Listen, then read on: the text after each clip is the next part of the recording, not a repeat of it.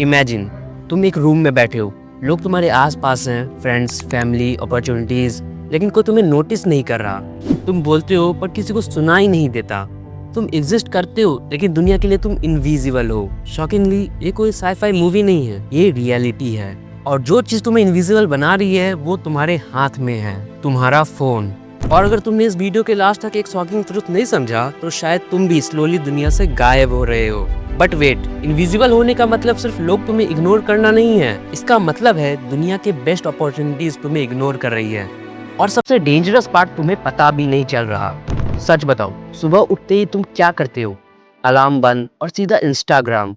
5 minute के लिए phone उठाते हो और नेक्स्ट टाइम जब क्लॉक देखते हो 45 मिनट खत्म।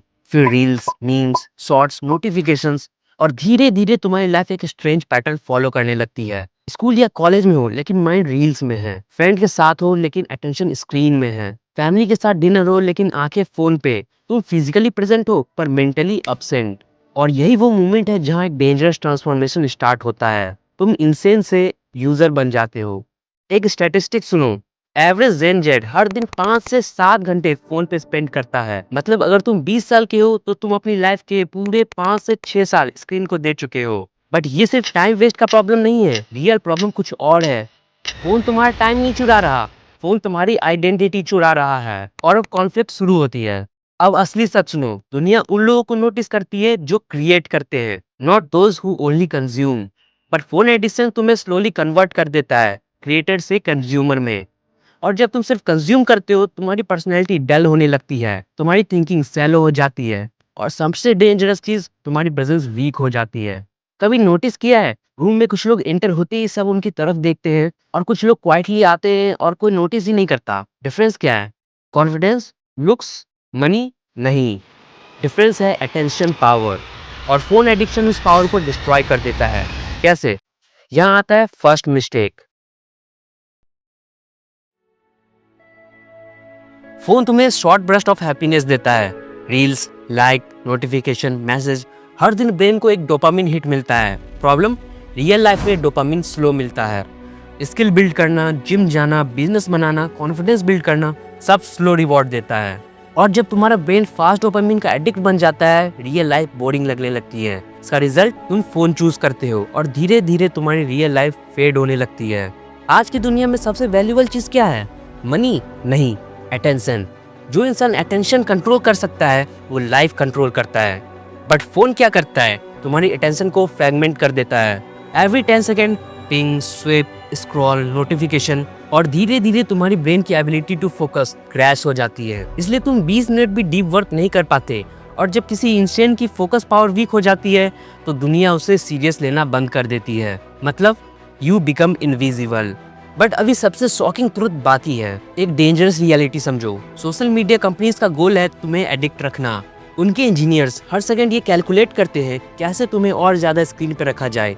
मतलब तुम फोन यूज नहीं कर रहे, फोन तुम्हें यूज कर रहा है। और ये स्लोली तुम्हारी पर्सनैलिटी को शेप कर रहा है। कैसे? तुम सोचते हो फोन तुम्हें कनेक्ट कर रहा है, बट रियलिटी है वो तुम्हें आइसोलेट कर रहा है। तुम सोचते हो रील तुम्हें इंटरटेन कर रहा है, बट रियलिटी है वो तुम्हारी एम्बिशन को नम कर रहा है। तुम सोचते हो तुम रिलैक्स कर रहे हो, बट रियलिटी है तुम अपना फ्यूचर डीले कर रहे हो।